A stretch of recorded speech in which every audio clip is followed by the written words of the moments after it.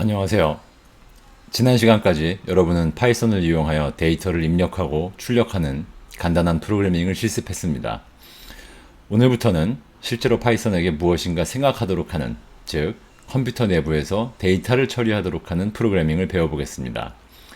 강의가 조금씩 후반으로 갈수록 동영상 강의에서는 실습보다는 이론 위주로 진행될 것이므로 실습 시간에 각 시간의 내용을 충분히 소화하시고, 만약 아직까지 코드를 입력하고 실행하고 결과를 확인하는데 익숙하지 않으시다면 어서 익숙해지시기를 바랍니다.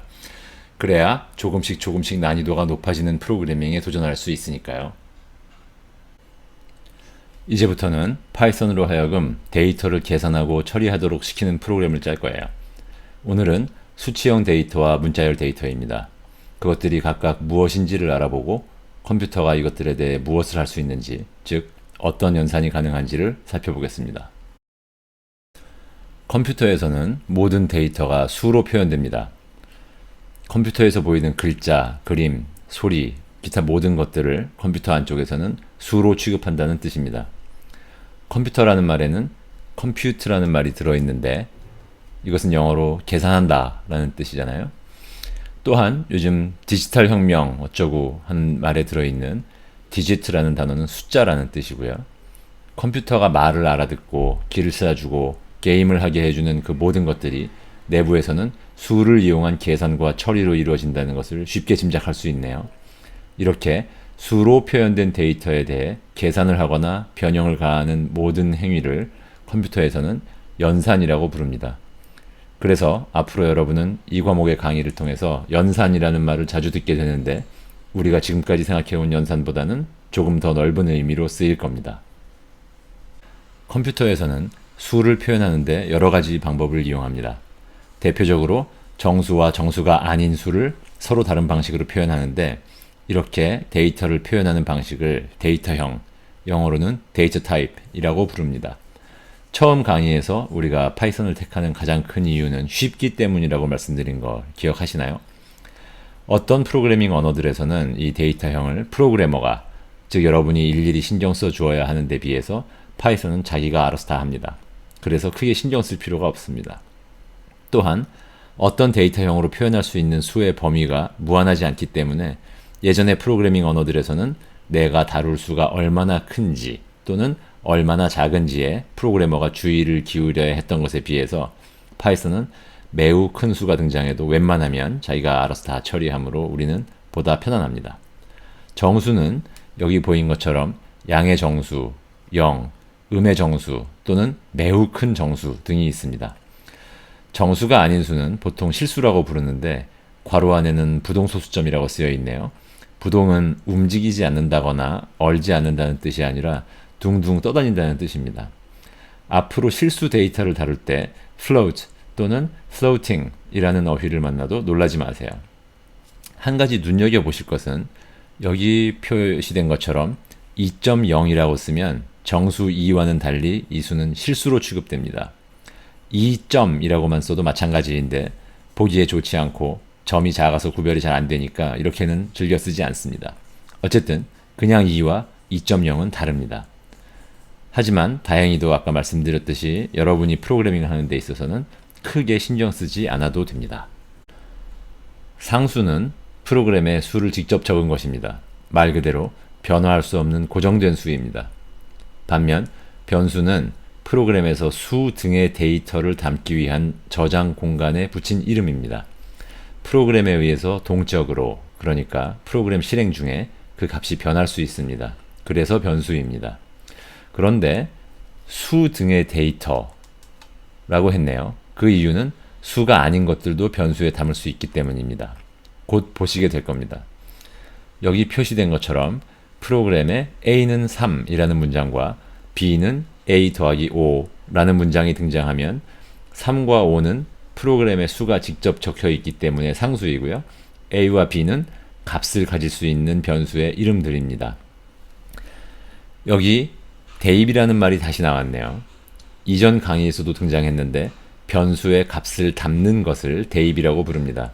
변수에 어떤 값을 대입하면 그 이전에 저장되어 있던 값은 없어지고 그 변수는 지금 대입된 새로운 값을 가지게 됩니다. b는 a 더하기 5의 값, 즉 a가 3이기 때문에 그 덧셈의 결과인 8의 값을 가지게 되겠네요. 이후에도 물론 a와 b는 프로그램에 의해서 값이 바뀔 수도 있습니다. 수치형 데이터에 대해서는 여러 가지 연산이 가능한데 여기 대표적인 것들을 표로 정리했습니다. 표가 나오니까 조금 딱딱해 보이기는 하지만 가만 보면 그다지 어려운 것이 없습니다. 우선 더하기, 빼기, 곱하기, 나누기, 즉 4칙 연산이 있습니다. 곱셈에는 X자처럼 생긴 기호가 아니라 별, 키보드에서 8 위에 있는 기호를 이용합니다. 나눗셈에는 슬래시를 이용하는데 이것은 분수를 옆으로 늘여 쓴 것이라고 생각할 수 있겠네요. 2 나누기 3은 3분의 2이니까요. 그런데 나눗셈은 여기에 두 가지가 나왔네요. 일반적인 나눗셈, 슬래시를 하나 쓴 경우에는 진짜로 수를 나누어 버립니다. 따라서 20을 8로 나누면 그 결과는 2.5입니다. 반면 정수 나눗셈은 목만 취하고 나머지는 버립니다. 초등학교 저학년에서 배우던 나눗셈이네요. 따라서 20을 8로 정수 나눗셈을 하면 결과는 그 몫인 2입니다. 이런 나눗셈에서 나머지를 알아내는 연산 기호도 있습니다. 퍼센트 모양을 가진 키보드에서 5 위에 있는 것이 그것인데 예에서처럼 20을 8로 나눈 나머지를 취하면 그 결과는 4입니다. 20 안에는 8이 2번 들어가고 4가 남으니까요. 마지막으로 곱하기를 2번 연달아 쓰면 파이썬에서는 이것이 거듭제곱을 뜻합니다. 예를 들어 3 별 3 하면 3의 3승인 27이 그 결과가 됩니다. 앞에서 나눗셈에 대한 얘기를 잠깐 했습니다만 여기서 조금 더 자세히 살펴보겠습니다. 프로그래밍에서 나눗셈은 꽤 중요하고 많이 쓰이는 것이니까요. 왼쪽에 보인 예를 먼저 보세요. 잠깐 여기 부등호가 3개 연달아 있는 기호가 기억나시는지요? 첫 시간에 구름 IDE를 이용해서 대화형 세션을 이용하여 파이썬에게 뭔가 시켰을 때 그때 본 기호입니다. 여기서는 파이썬 대화형 세션에 이렇게 입력하면 이런 결과가 나온다 라는 걸 나타내기 위하여 이 기호를 포함했습니다. 앞으로도 종종 나올 겁니다. 10을 4로 나누면 그 결과는 2.5입니다. 한편 10을 4로 나누되 정수 나눗셈을 하면 그 결과는 2입니다. 앞에서 살펴본 것과 같죠. 4를 4.0이라고 쓰면 즉 실수 데이터형으로 해도 마찬가지입니다. 그런데 파이썬 3점대 버전과 2점대 버전의 나눗셈에는 차이가 있습니다. 오른쪽에 보인 것처럼 파이썬 2점대에서는 10을 4로 나누어도 그 결과가 2입니다. 정수를 정수로 나누면 슬래시를 2개 써서 정수 나눗셈을 한 것처럼 간주한다는 거죠. 그러나 10을 4.0으로 나누면 즉 둘 중 하나를 실수형으로 표현하면 그 결과는 2.5입니다. 즉 파이썬 2점대에서는 소수점 아래까지 계산하는 나눗셈을 하려면 양쪽 다 정수형으로 쓰면 안 된다는 거죠. 이런 차이까지 자세하게 알 필요는 보통은 없지만 이후에 서로 다른 파이썬 버전 때문에 이거 왜 결과가 달라지지? 하고 당황하는 일이 생길까봐 여기서 지적한 겁니다. 만약에 파이썬 2점대에서도 3점대와 같은 방식의 나눗셈을 하도록 하는 방법 적었는데 만약에 나중에 나눗셈과 파이썬 버전 때문에 이상한 일이 생길 때에는 여기를 참고하세요. 자, 실습을 해보겠습니다. 뻔한 건데 왜 실습 화면을 동영상에 넣었을까요? 여러분에게 반드시 직접 코드를 입력해서 실행시켜 보시라는 뜻입니다. 앞으로 점점 실습에 익숙해지시면 동영상 강의에서 실습이 등장하지 않아도 직접 코드를 입력하고 실행해 보시기 바랍니다. 한 번이라도 해보는 것과 해보지 않는 것은 분명히 큰 차이가 있기 때문입니다.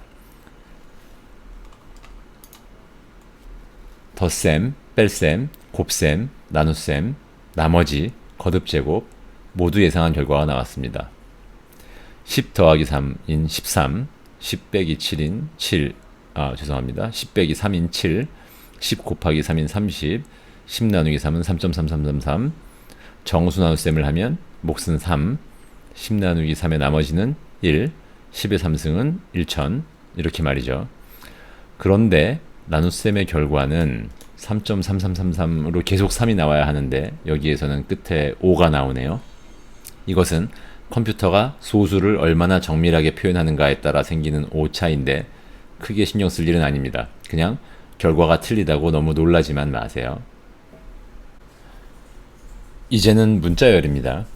문자열은 말 그대로 문자의 나열입니다. 따라서 문자열이 가지는 중요한 속성 두 가지는 길이와 순서입니다. 이 문자열이 몇 글자짜리인지 그리고 그 길이 내의 각 위치에는 어떤 글자가 들어있는지가 이 문자열을 결정하기 때문이겠죠. 그런 이유로 문자열에 대해서는 이런 연산들이 가능합니다.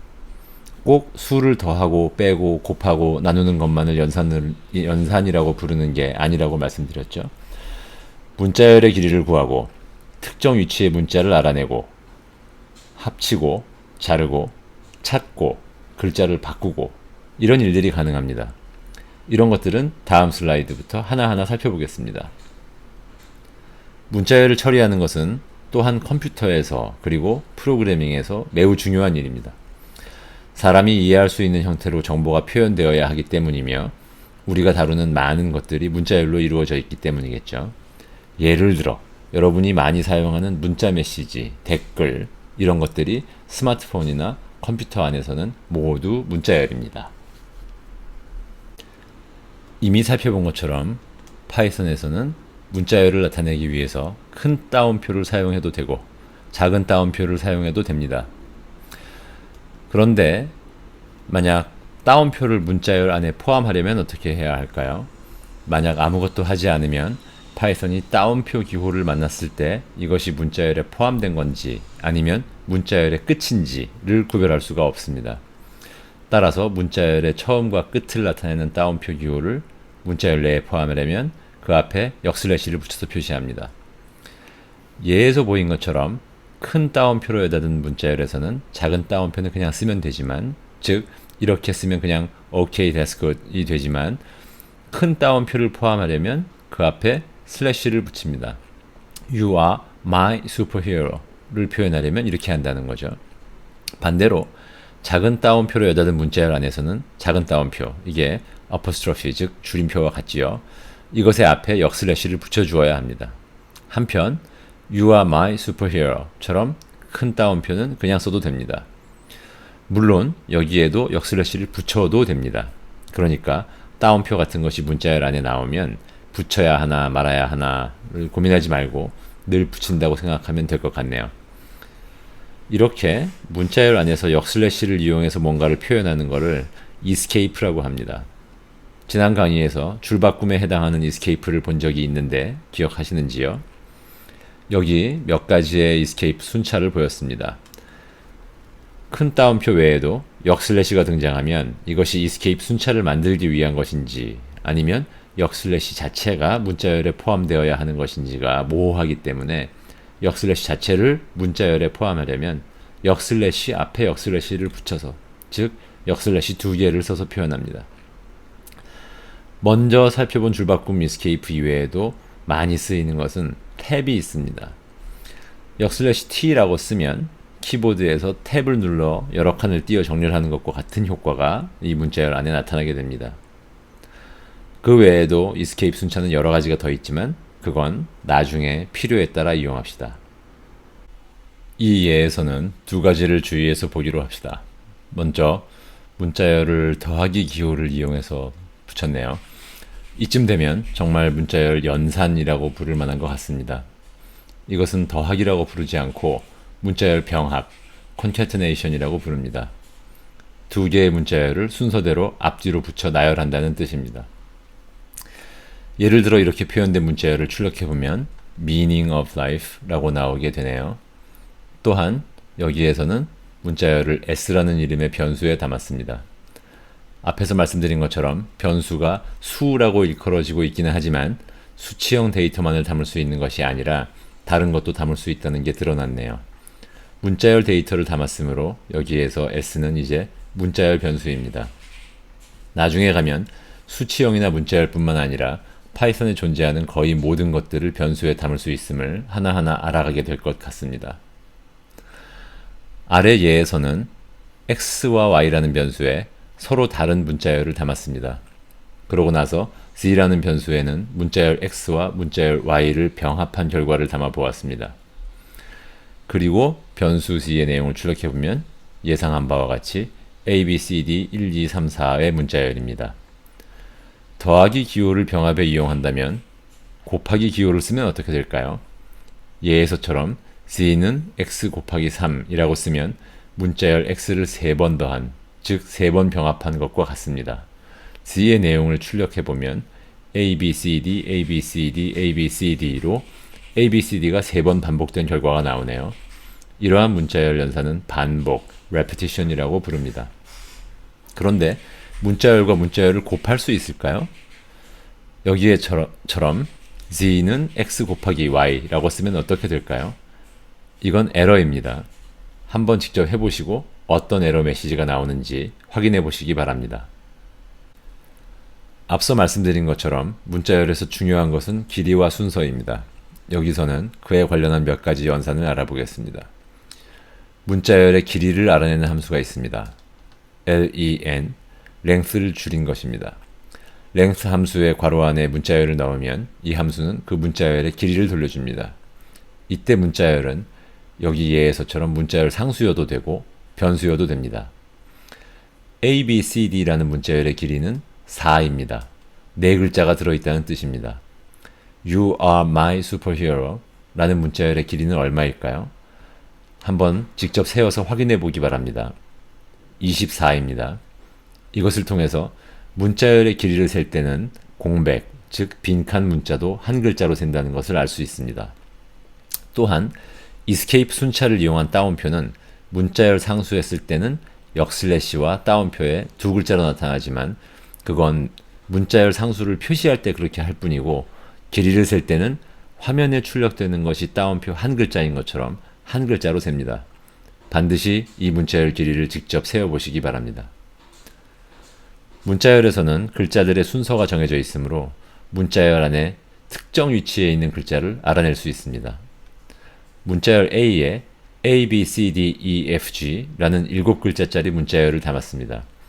파이썬에서는 이런 것의 위치를 지정할 때 첫 번째 것에 번호 0을 붙입니다. 1을 붙이지 않은 것을 의아하게 생각할지 모르겠습니다만 나름 이유가 있습니다. 지금 그 이유에 대해 논하지는 않기로 하겠습니다. 하지만 0부터 시작한다는 것은 기억하세요. 이걸 기억하는 것은 프로그램을 짤 때 꽤 중요합니다. 이렇게 순서를 나타내는 번호를 인덱스라고 부르고 인덱스를 이용해서 특정 위치에 무엇인가를 꺼내는 일을 인덱싱이라고 합니다. 문자열 말고도 앞으로 등장할 데이터형에 대해서도 인덱싱을 배우게 되므로 여기에서 잘 확인하시기를 바랍니다. 문자열의 특정 위치에 있는 문자를 지칭할 때에는 대괄호, 이것을 스퀘어 브래킷이라고 부르는데 이 대괄호를 이용합니다. A의 0번째, 즉 가장 처음 문자를 취하면 A입니다. 마찬가지로 A의 1은 B이고 A의 2는 C입니다. 꺽쇠 안에 음수를 넣으면 어떻게 될까요? 여기 보인 것처럼 A의 -1은 A라는 문자열의 마지막 글자입니다. 따라서 G가 됩니다. 그럼 -2를 넣으면 그것은 마지막에서 두 번째 글자입니다. 따라서 F가 됩니다. 마지막 글자는 A의 6이라고 쓴 것과 똑같습니다. 순서가 0부터 시작하므로 길이가 7인 이 문자열에서 마지막 글자는 6의 인덱스를 가집니다. 그렇다면 A의 7처럼 쓰면 어떻게 될까요? 직접 확인해 보시기 바랍니다. 인덱싱을 통하여 문자열 내에 특정 위치에 있는 문자를 꺼낼 수 있는 것과 매우 비슷합니다만 특정 범위에 있는 문자들을 꺼낼 수도 있습니다. 문자열을 잘라낸다는 뜻에서 슬라이싱이라고 부릅니다. 인덱싱과 마찬가지로 문자열 말고 다른 이후에 배우게 될 데이터 타입에서도 슬라이싱이 또 등장할 것이므로 여기에서 주의를 기울여 살펴보시기 바랍니다. 슬라이싱은 대괄호 안에 콜론으로 구분된 수들을 넣어서 합니다. 예에서처럼 1:3이라고 쓰면 1번째, 즉 두 번째 글자부터 시작해서 3번째, 즉 네 번째 글자 이전까지 라는 뜻입니다. 처음에는 이러한 표현법이 좀 헷갈릴 수 있습니다만 많이 하다 보면 익숙해집니다. 어쨌든 두 번째 글자인 B에서 시작해서 네 번째 글자인 D를 만나기 전까지이므로 그 결과는 BC입니다. 여기서는 뒤쪽 인덱스가 생략되어 있습니다. 이러한 경우는 끝까지 라는 뜻입니다. 따라서 E 콜론은 세 번째 글자부터 끝까지, 즉 C, D, E, F, G입니다. 반대로 앞쪽 인덱스를 생략하면 그것은 처음부터라는 뜻입니다. 따라서 A 콜론 4는 처음부터 네 번째 글자까지, 즉 A, B, C, D입니다. 슬라이싱에서는 글자를 건너뛰면서 뽑아낼 수도 있습니다. 그렇게 하려면 처음 인덱스와 끝 인덱스 이외에도 콜론을 하나 더 쓰고 그 뒤에 몇 글자씩 뛰면서 취할 것인지를 적습니다. 예를 들어 A 1:6:2라고 하면 두 번째 글자인 B부터 여섯 번째 글자인 F까지를 하나 건너 하나씩 취합니다. 따라서 그 결과는 B, C 띄고 D, E 띄고 F 해서 BDF입니다. 세 글자씩 뛰면 B, C, D 띄고 E, 그 뒤는 뛰면 범위를 넘어가므로 그만. 그래서 결과는 BE입니다. 인덱스를 생략하면 처음부터 끝까지이므로 A, E는 처음부터 끝까지 하나 건너 하나씩, 즉 A, C, E, G가 됩니다. 그러면 A, ::-1이라고 하면 어떻게 될까요? 해보기 이전에 먼저 짐작해 보시고 그 후에 실제로 코드를 써서 확인해 보세요. 문자열 내에 어떤 내용이 포함되어 있는지 아닌지, 있다면 어디에 있는지 이런 걸 판단하는 것은 매우 유용합니다.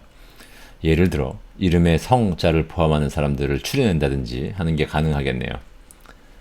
특정 문자열이 다른 특정 문자열을 포함하는지를 알아내는 방법이 있습니다.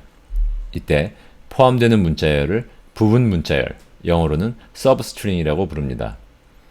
예제를 봅시다. 파이썬 대화형 세션 모양새가 또 나왔네요. in이라는 키워드를 써서 k라는 한 글자짜리 문자열이 hacker라는 문자열에 포함되어 있는지를 판단해 보니 그 결과는 true네요. k는 해커에 포함되어 있습니다. 반면 z가 해커에 포함되어 있나요? 그렇지 않습니다. 따라서 z in hacker의 결과는 false로 나옵니다. 그러면 어떤 문자열 안에 특정한 다른 문자열, 즉 substring이 어느 위치에 있는지도 알아낼 수 있을까요? 물론 있습니다. 이때는 find라는 메서드를 이용합니다. 잠깐, 메서드라는 말은 처음 나왔습니다. 지금은 무엇인지 자세히 알 필요는 없지만 뭔가에 점을 찍고 그 뒤에 함수처럼 생긴 것이 붙어 있으면 이것이 점 앞에 있는 것에 대한 메서드라는 것이다 정도를 기억해 주세요. find 메서드는 어느 문자열에 대해서 괄호 안에 넣은 문자열이 부분 문자열로, 예를 들어 s라는 문자열이 spam일 때 s.find pa라고 하면 이 spam이라는 문자열에 두 번째 글자부터 pa가 포함되어 있으므로 1이라는 값을 돌려줍니다. 위치가 0부터 시작하니까 1이 두 번째 글자인 것은 이미 아시죠? s.find xy라고 하면 xy라는 문자열은 s의, 즉 스팸의 부분 문자열이 아니므로 이때는 -1을 돌려주어 xy는 발견되지 않는다는 사실을 알려줍니다. 문자열 내에 존재하는 특정 부분 문자열을 다른 것으로 바꾸는, 즉 치환하는 메서드도 있습니다. 이 메서드는 replace입니다. 예를 들어 s.replace pa 그리고 xyz라고 하면, 즉 괄호 안에 찾을 문자열과 대체할 문자열을 적으면 문자열 s 안에서 첫 번째로 준 문자열, 즉 pa를 찾아서 그것을 두 번째로 준 문자열, 즉 대문자 xyz로 바꾸고 그 결과의 문자열을 돌려줍니다. 여기 보인 것처럼 그 결과는 sxyzm이 되겠네요. 한 가지 주의해야 할 점은 replace 메서드는 이렇게 부분을 대체한 문자열을 새로 만들어 돌려주는데 원래의 문자열인 s는 그대로 가만히 있는다는 점입니다. 따라서 s의 내용을 추적해보면 여전히 spam입니다. 문자열 변수는 새로운 내용을 대입함으로써 그 변수의 내용을 바꿀 수는 있지만 한번 만들어진 문자열은 문자열 자체의 내용을 변화시킬 수 없다라는 점을 기억해 주세요. 문자열에 대해서 대소문자를 변환하는 메서드들도 있습니다. 대소문자 변환 같은 일들은 흔히 필요하니까요.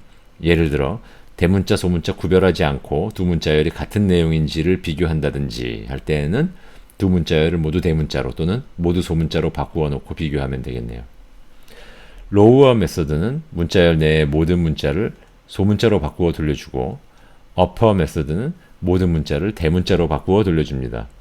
주의하세요. 이 메서드들은 대소문자를 바꾼 새 문자열을 만들어 돌려주지만 원래의 문자열인 s가 변화하지 않는다는 점은 위에 replace 메서드와 동일합니다.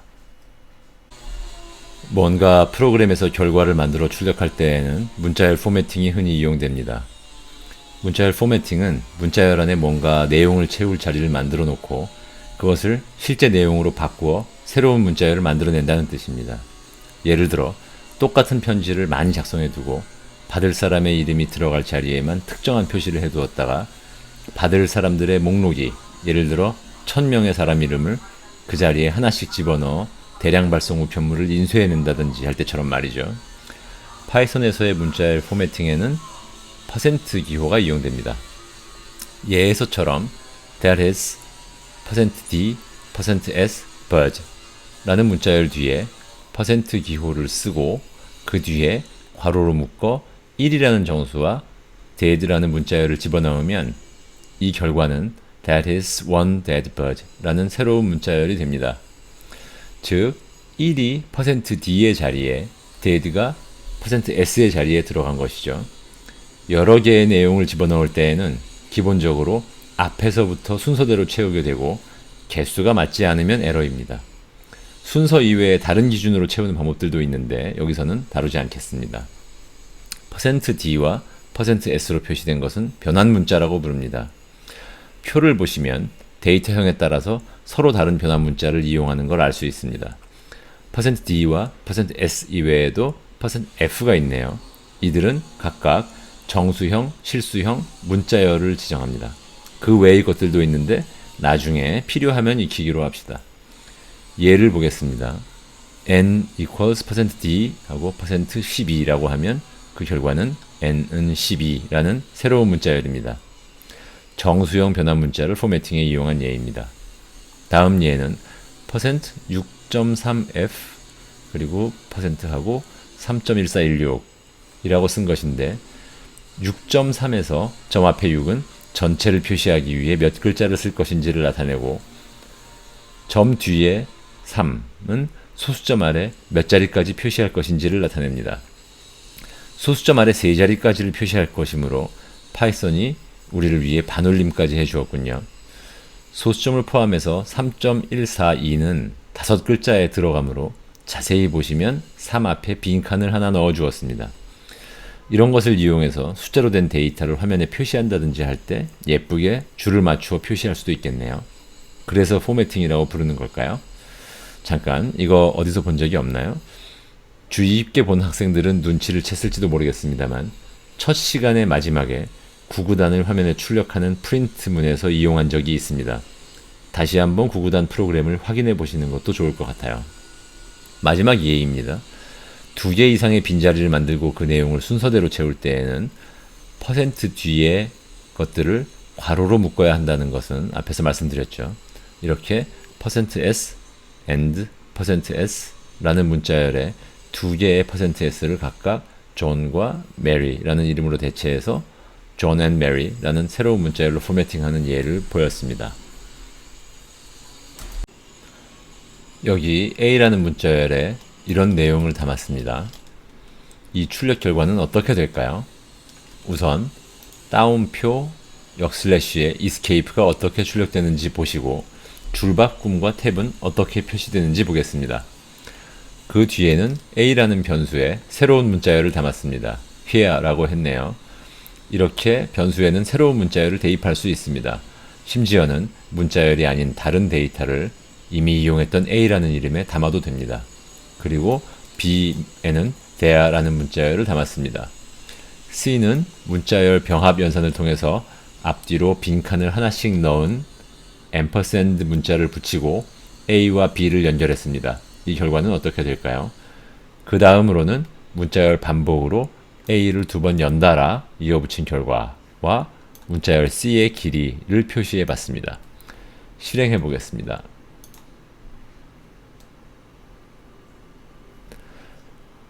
여기와 여기에 escape된 다운표가 표시되었고 여기에는 escape된 역슬래시가 출력되었습니다.